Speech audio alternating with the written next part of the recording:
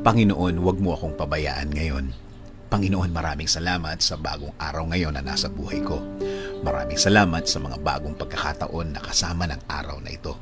Salamat sa bagong gising ko na kasama ang mga bagong pag-asa. Panginoon, hinihiling ko po sa inyo na huwag niyo po akong pabayaan ngayong araw. Huwag niyo po akong iwan. Huwag niyo po akong pabayaang mag-isa. Ayaw ko po, Lord, ng nag-iisa. Alam ko po na kapag kasama ko kayo, ang lahat ay magiging maayos. Ang lahat ay tatakbo ng maganda at tahimik. Ang isang araw na kasama kayo, Lord, ay isang araw na nasa tama ang lahat. Alam ko, Lord, na ikaw ang magiging guide ko. Alam ko, Lord, kung ikaw ang maglilid ng buhay ko, mapupunta ito sa maayos at tahimik talaga ang lahat. Dahil alam ko na ang araw na ito ay bahagi ng inyong magandang plano. Lord, nasa gitna po ako ng isang matinding problema.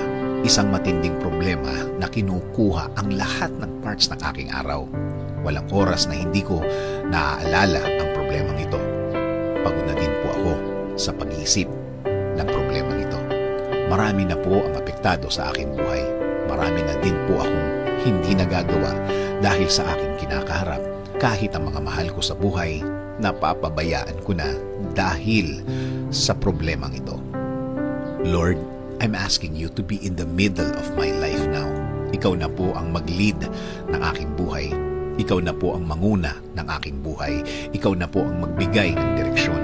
Ikaw ang magbigay ng guidance sa aking araw-araw. Isinusuko ko na po ang lahat ng sakit sa iyo. Ikaw na ang bahalang palitan ito ng kasiyahan. Yes, Lord. Change it to happiness. Change it to happy situation, Lord. Lagyan mo ng joy ang aking buhay. Baguhin niyo po ang aking araw-araw ngayon.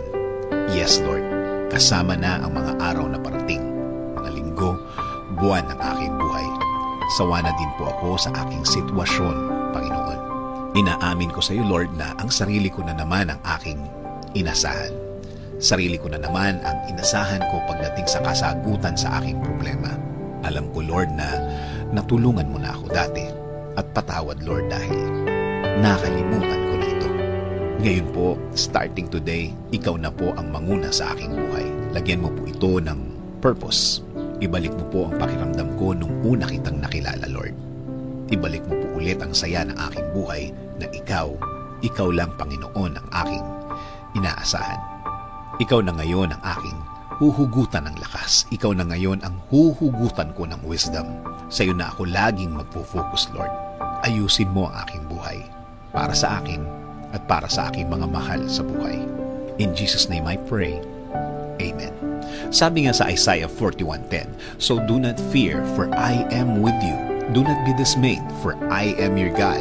I will strengthen you and help you. I will uphold you with my righteous right hand."